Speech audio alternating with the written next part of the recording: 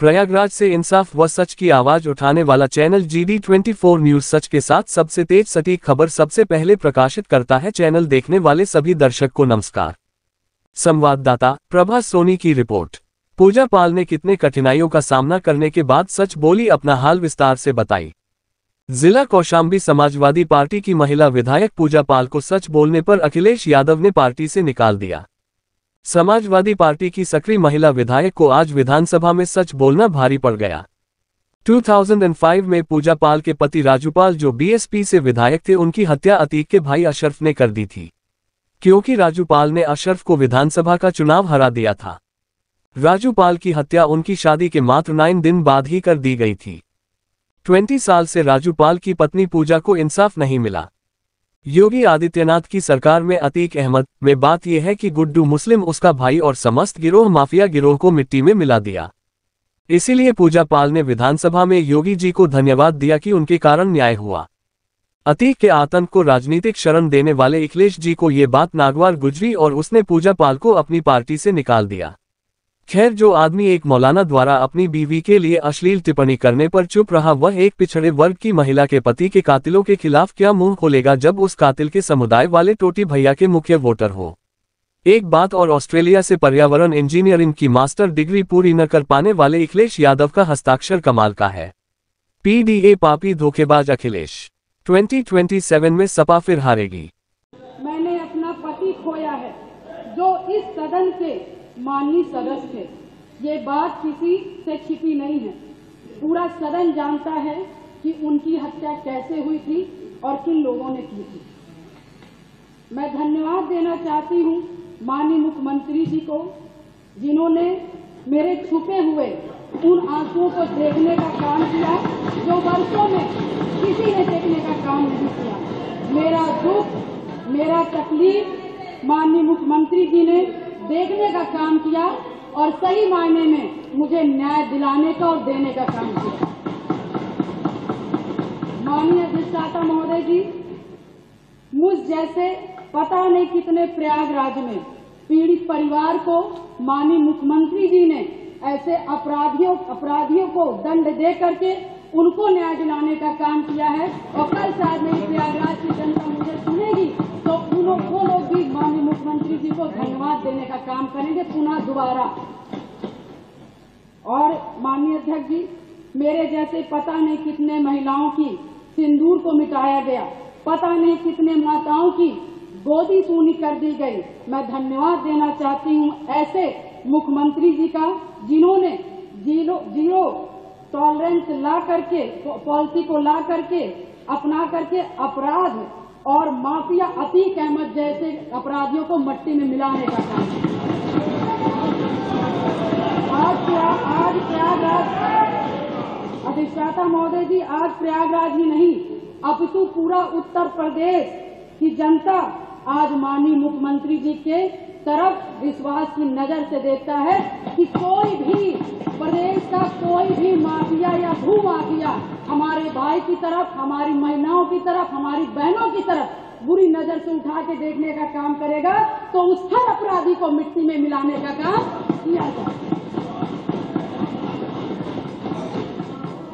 और माननीय अधिष्ठाता महोदय जी, मैं ये कहना चाहूंगी कि कोई जिसकी सबसे बड़ी बात, क्योंकि जो करके दिखा दे उसी पर विश्वास किया जाता है। मैं भी 3 बार इस सदन की विधायक रही हूँ, बहुत छोटी उम्र से रही हूँ। सबके विश्वास और सबकी आस से मैं यहाँ पर आई हूँ।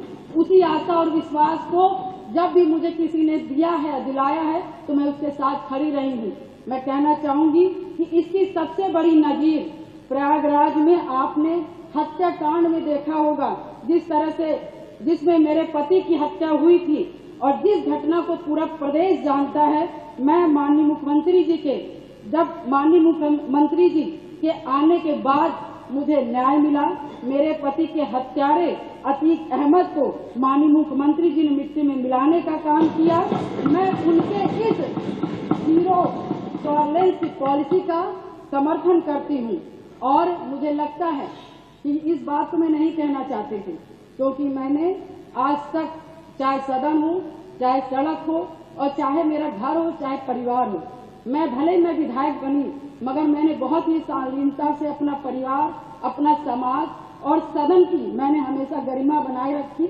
मैंने कभी भी किसी का अपमान नहीं किया। मगर मैं विधायक से पहले मैं 9 दिन की ब्याहता थी।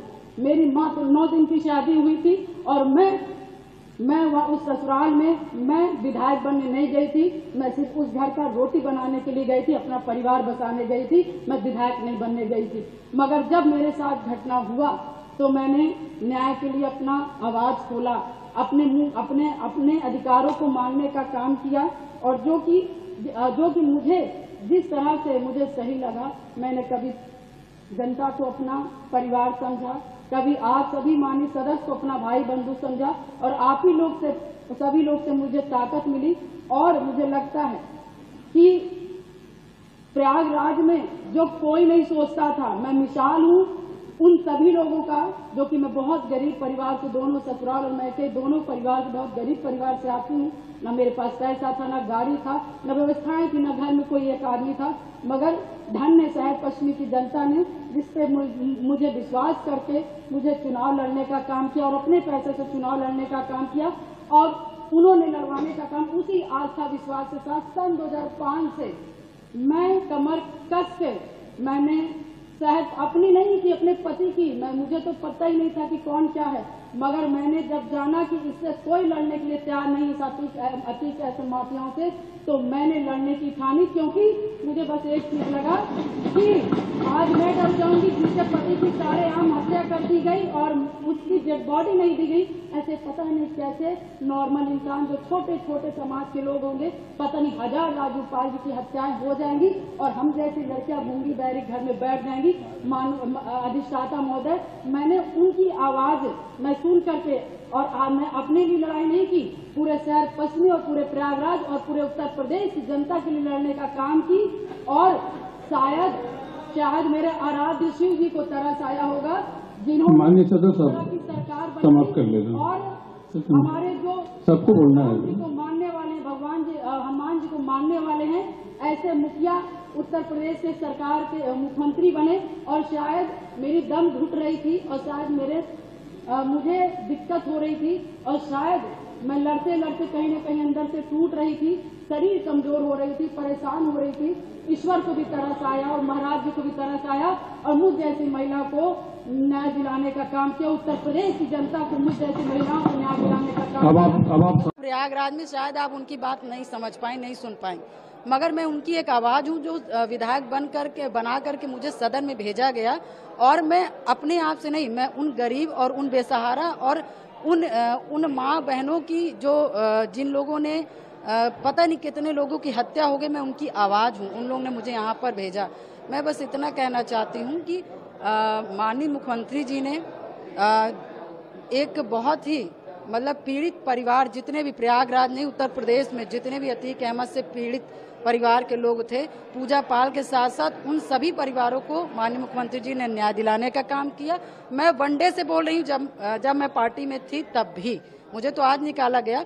देखिए, जब सही होगा तो सही बोला ही जाएगा। हम कह सकते हैं आप अपने बयान पे अभी भी कायम है? बिल्कुल कायम है।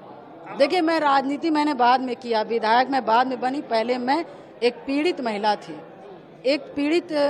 थी और मैं पत्नी